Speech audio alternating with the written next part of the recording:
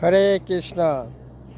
এক ব্যক্তি প্রশ্ন করছেন যে রাত্রে অনেক সময় ভূত প্রেত বিভিন্ন দুঃস্বপ্ন খারাপ দেখলে কি করলে সেটা দূর হবে।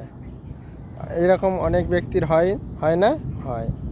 তাই শাস্ত্রে বলা হয়েছে, যখন আপনারা ঘুমাতে যাবেন, কেমন, তখন ভালো করে হাত পা মুখ ভালো করে ব্রাশ করে তারপরে ঘুমাতে যাবেন। কিন্তু ঘুমানোর যাওয়ার কী করবে, শুয়ে পড়বেন না।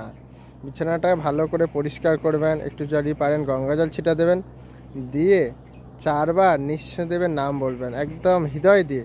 এরকম বলবেন, জয় নৃসিংহদেব, জয় নৃসিংহদেব, জয় নৃসিংহদেব, জয় নৃসিংহদেব। হে নৃসিংহদেব, আমাকে সর্ব বাধা বিঘ্ন বিভিন্ন খারাপ থেকে আমাকে রক্ষা করুন। এভাবে নিশ্চয়ই প্রার্থনা করে আপনি যদি ঘুমাতে যাবেন, আশা করি আমার তো দৃঢ় বিশ্বাস আছে এবং আমি পাই, তা আপনাদের সেটা শেয়ার করছি।